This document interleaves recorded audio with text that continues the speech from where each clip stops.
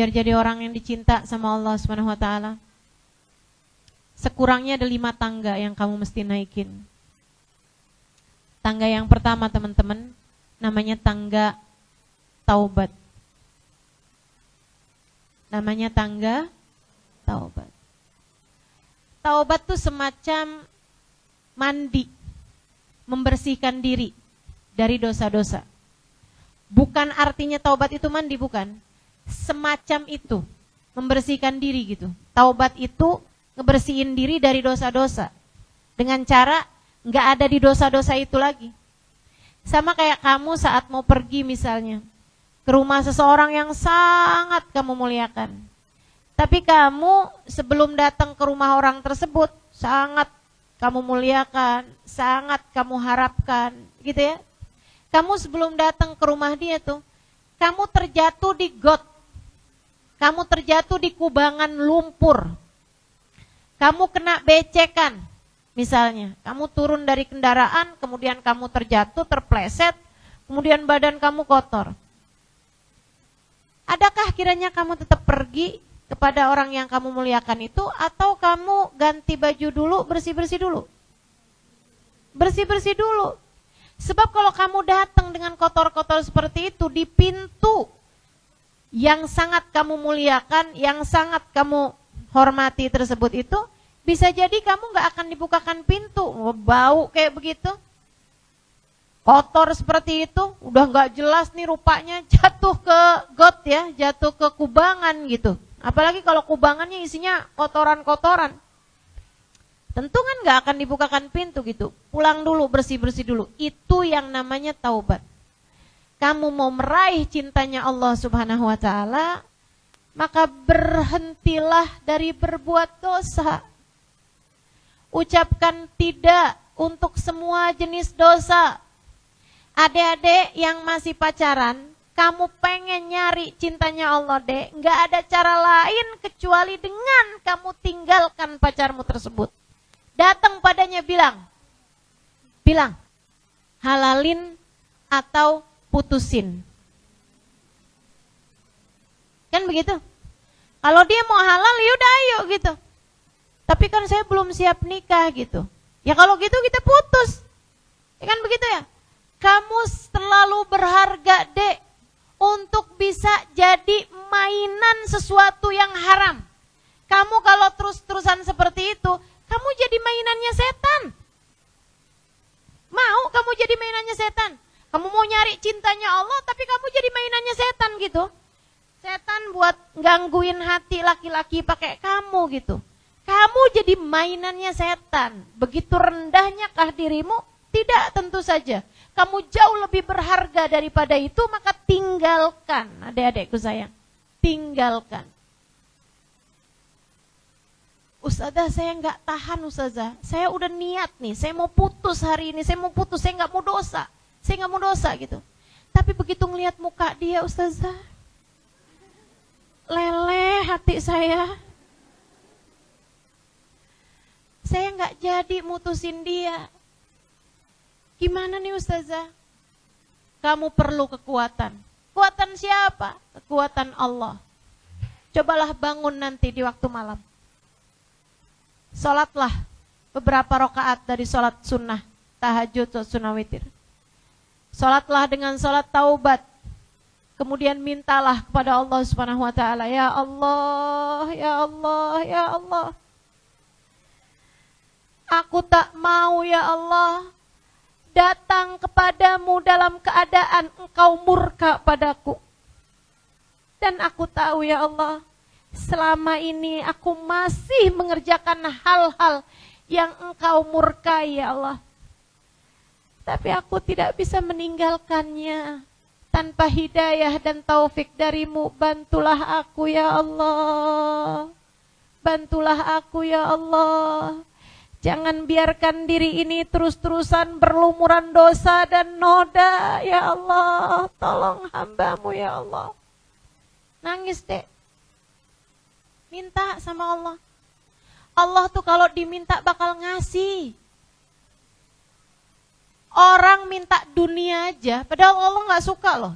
Allah nggak cinta sama dunia, Allah nggak suka sama dunia. Aduh, katanya Nabi Muhammad.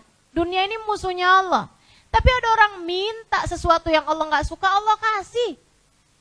Apalagi kamu minta hidayah, apalagi kamu minta ampunan, apalagi kamu minta rahmatnya Allah, mintanya cintanya Allah. Itu adalah sesuatu yang Allah sangat mencintainya, Allah sangat menyukainya. Ketika kamu memintanya, Allah pasti bakalan kasih. Percaya saya. Dengan syarat kamu minta. Allah itu suka melihat hamba-hambanya yang meminta. Karenanya perlu bagimu untuk minta jalan hidayah, minta biar bisa ninggalin dosa, minta sama Allah Subhanahu wa taala. Ya Allah, jauhkan saya dari dosa ya Allah. Buat ibu-ibu, buat siapapun juga. Jika kamu merasa sulit untuk meninggalkan satu dosa, misalnya dosa riba, utang mulu, panci yang kemarin belum lunas, udah utang lagi sekarang, ya, utang baju sekarang, utang apa lagi gitu, utangnya pakai riba. Kamu tahu itu suatu yang tidak baik, suatu yang diharamkan oleh Allah Subhanahu Wa Taala. Tapi walaupun udah niat berulang kali, saya nggak mau utang lagi, saya nggak mau utang lagi gitu. Kalau ada orang jualan lagi, beli lagi, utang lagi gitu, ya Allah, ini kok hati lemah sekali ini ya terhadap urusan kreditan, misalnya gitu. Kamu pengen kekuatan hati, minta sama Allah Subhanahu wa taala. Urusan besar, urusan kecil, terutama urusan meninggalkan dosa, minta kepada Allah Subhanahu wa taala. Ya Allah, mampukan saya meninggalkannya ya Allah, mampukan saya meninggalkannya ya Allah. Teman-teman saya sekalian, nanti sama Allah dibantuin. Nanti sama Allah dibantuin. Kamu jadi ngerasa yang, ternyata alhamdulillah bisa juga nih gitu. Dah tuh teman-teman saya sekalian, taubat yang nomor 1. Tinggalin perbuatan dosa, nyesel sama Allah Subhanahu wa taala. Ya Allah, jangan biarkan saya berada dalam jalan salah ya Allah. Tetapkan saya dalam jalan-Mu ya Allah. Itu nomor 1. Kemudian yang nomor 2, teman-teman saudaraku sekalian, habisnya taubat kamu mesti berilmu, belajar. Alhamdulillah sekarang ini kan mau belajar gampang nih. Tinggal buka YouTube gitu. Tinggal buka Instagram, asal jangan nyarinya yang enggak benar. Mau nyari apa aja kan ada gitu kan. Belajar. Tapi kamu mesti kenali dulu siapa yang kamu belajar darinya. Nyarinya ulama yang punya silsilah ilmu sambung kepada Nabi besar Muhammad sallallahu alaihi wasallam. Ketahuan bergurunya dari siapa, dianya berguru dari siapa, terus seperti itu. Kemudian pegang erat-erat, nggak usah pakai bingung-bingung, ikuti aja gitu, pelajari aja. Ustazah, apakah harus ada kayak ketemu baiat, saya gurumu, saya muridmu? Nggak perlu seperti itu. Saya bahkan kepada guru-guru saya nggak pernah seperti itu. Nggak pernah yang saya datang kepada guru saya terus bilang, akui saya sebagai muridmu gitu, atau kita baiat gitu ya, nggak ada. Nggak ada seperti itu. Kami ikut pada apa yang beliau sampaikan gitu kan. Kami pegang apa yang beliau sampaikan kepada kami.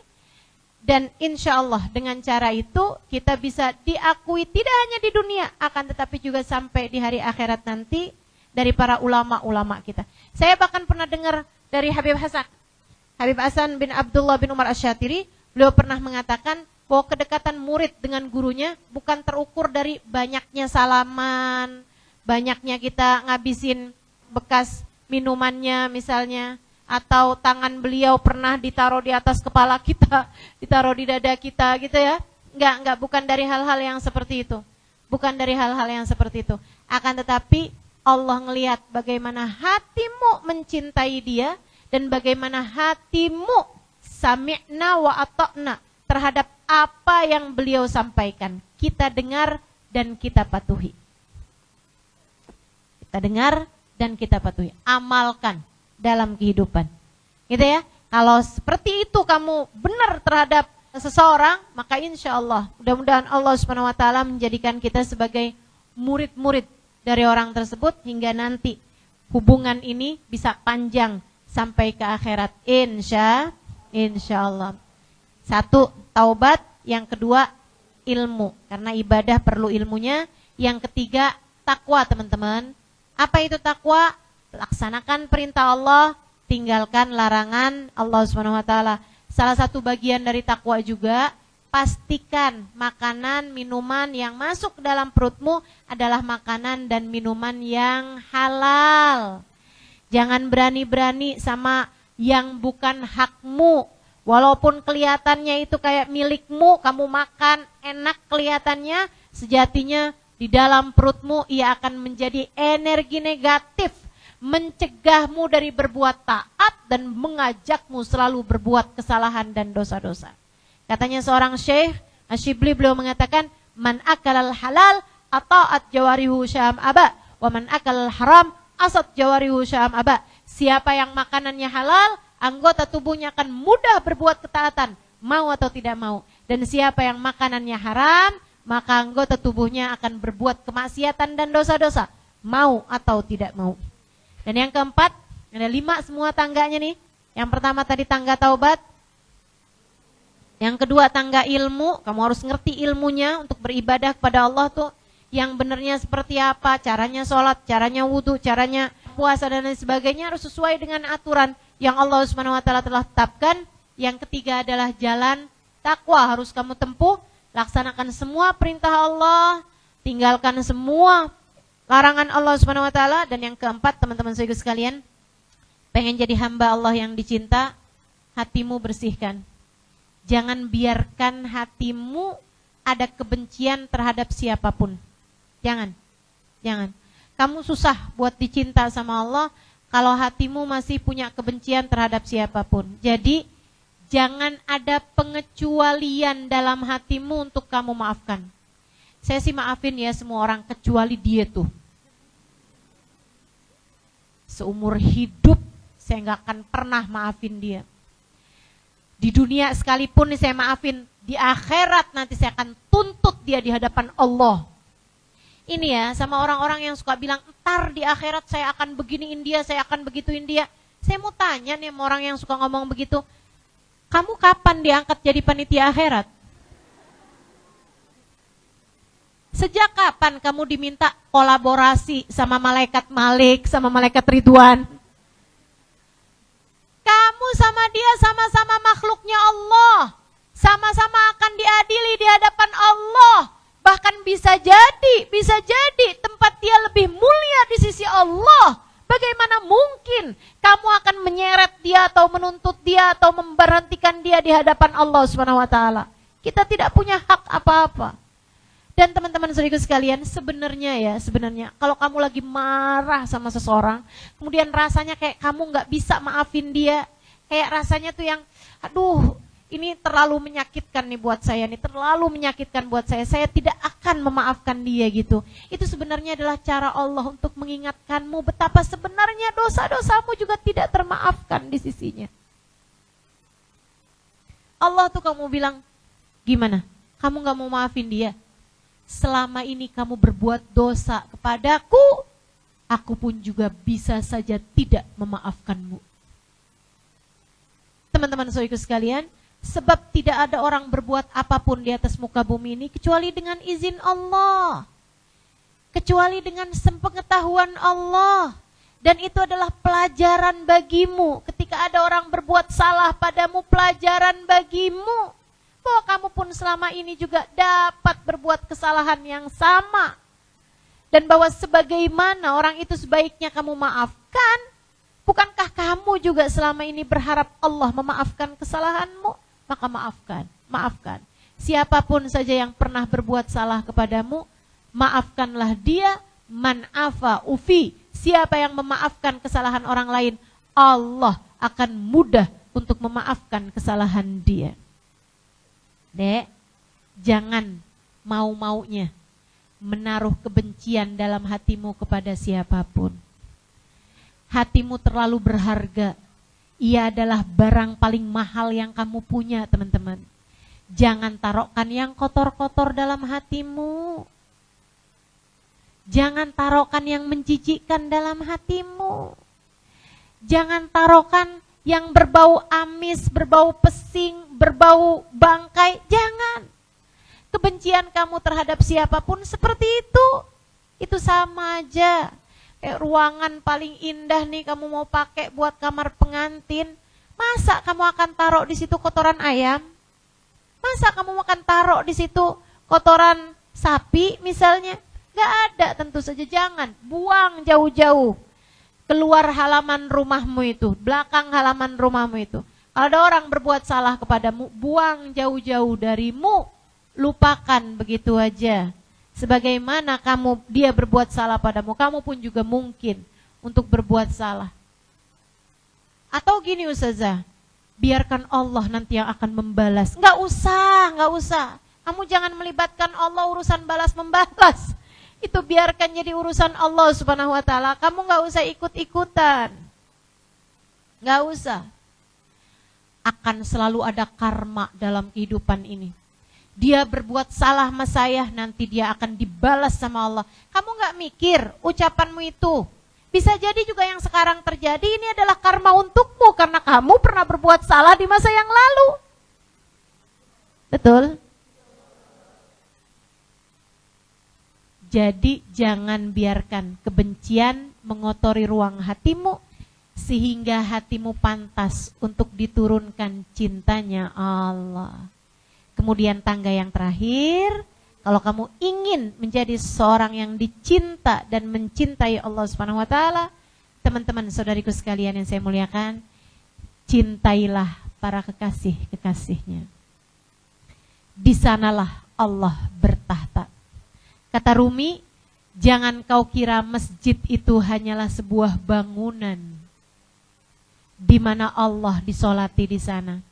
Masjid yang sesungguhnya adalah hati para wali, hati para pecinta Allah Subhanahu wa taala. Di sanalah Allah bertahta. Kalau kamu ingin menjadi seseorang yang dicinta oleh Allah Subhanahu wa taala, deketilah para kekasih-kekasihnya. Deketilah para ulama-ulama, cintailah mereka. Dan kalau bicara tentang manusia yang dicinta di sisi Allah Subhanahu wa taala, tak ada manusia lebih dicinta oleh Allah Subhanahu wa taala daripada sang baginda Nabi besar Muhammad sallallahu alaihi wasallam.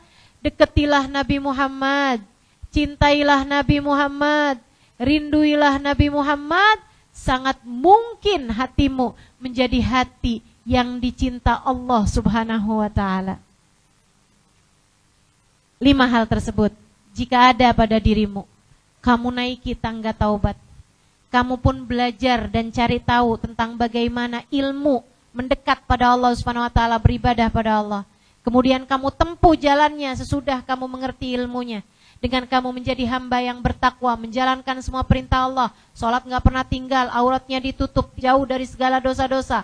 Jagain makanannya, jangan pernah ada makanan haram masuk dalam dirimu. Kemudian yang keempatnya, hatimu kamu bersihkan dari segala kebencian. Hatimu kamu bersihkan dari hasud, dari riya, dari ujub dan lain sebagainya. Kemudian yang kelimanya, kamu cintai para kekasih-kekasih Allah. Terutamanya kamu cintai Nabi besar Muhammad sallallahu alaihi wasallam. Maka kelima hal tersebut jika kamu lakukan, hatimu layak untuk Allah Subhanahu wa taala meletakkan cintanya kepadamu. Dan ketika Allah sudah mencintaimu, teman-teman sekalian, dengarkan hadisnya. Ketika Allah cinta kepadamu, innallaha idza ahabba abdan nada Jibril. Allah apabila mencintai seorang hamba, dia akan memanggil malaikat Jibril. Ya Jibril, inni uhibbu fulanan ibn fulan fa ahibbah. Wahai Jibril, aku cinta kepada hambaku fulan bin fulan, maka cintailah dia. Malaikat Jibril pun mencintai orang tersebut. Kemudian malaikat Jibril memanggil kepada penghuni langit. Di sana ada malaikat Mikail, sang pembagi rizki. Di sana ada malaikat Raqib Atid yang mencatat amal perbuatanmu. Di sana ada malaikat Israil yang mencabut nyawa manusia. Di sana ada malaikat-malaikat atas langit sana. Bahkan ada para nabi-nabinya Allah Subhanahu wa taala. Rohnya berkumpul di atas langit sana. Malaikat Jibril memanggil, ya ahlas sama, innallaha uhibbu fulan ibn fulan fahibbu. Wahai penghuni langit, Allah cinta kepada hambanya fulan bin fulan, maka cintailah dia. Maka malaikat Mikail pun mencintai dia, malaikat Israil pun mencintai dia. Kalau nanti dicabut nyawanya, malaikat Israil akan pelan-pelan mencabutnya dengan penuh rasa cinta. Malaikat-malaikat semua cinta padanya, termasuk roh para nabi-nabi, termasuk roh para wali-wali, cinta kepada orang tersebut. Tsumma yudha' lahul gubulu fil ard. Kemudian Allah letakkan rasa cinta tersebut, rasa penerimaan di hati hamba-hamba Allah yang soleh-solehah. Sehingga orang soleh-solehah ngelihat dia, cinta aja. Begitu asal lihat aja udah langsung cinta gitu. Teman-teman saudaraku sekalian yang saya muliakan, jangankan orang terdekatnya, bahkan yang jauh-jauh pun begitu lihat langsung cinta. Apalagi suamimu, kalau kamu dicinta sama Allah, Allah akan dengan mudah menjadikan suamimu mencintaimu. Dia mau atau dia tidak mau, secara paksa Allah jadikan hati suamimu mencintaimu. Hati anak-anakmu, Bu, kalau kamu dicinta sama Allah SWT, anak-anakmu gak usah kamu sering-sering kasih nasihat, gak usah kamu sering-sering bilang, nak, mama adalah ibumu, surgamu ada di bawah telapak kakiku. Gak usah. Gak usah sering-sering ingetin anak tentang hadis al-jannatu tahta aqdamil ummahat. Anakmu akan mencintaimu setengah mati, mau atau dia tidak mau. Kenapa begitu? Allah yang meletakkan rasa cinta di hati anak-anak tersebut kepada ibundanya yang telah dicinta oleh Allah Subhanahu wa taala. Saudariku sekalian yang saya muliakan, kalau kamu sudah meraih cintanya Allah Subhanahu wa taala, kamu tidur dan Allah mencintaimu. Kamu masuk kamar mandi dan Allah mencintaimu. Kamu pergi dan Allah mencintaimu. Kamu keluar rumah dan Allah mencintaimu. Kamu duduk di tempat ini dan Allah mencintaimu. Sehingga rahmat Allah diturunkan atasmu dan mengalir kepada orang-orang yang ada di sekitarmu. Keberadaanmu bisa menjadi tempat turunnya hujan rahmat Allah di atas muka bumi dan mencegah bala bencana turun di atas muka bumi ini. Saudariku sekalian yang saya muliakan, mari meraih cinta Allah SWT. Sebab jika itu kita dapatkan, akan memenuhi semua kebutuhan kita terhadap cinta dari siapapun. Rabbana zalamna anfusana wa illam taghfir lana wa tarhamna lanakunanna minal khasirin. Rabbana atina fid dunya hasanah wa fil akhirati hasanah wa qina adzabannar. Da'wahum fiha subhanakallahumma wa tahiyyatuhum fiha salam. Akhiru da'wana anil hamdulillah.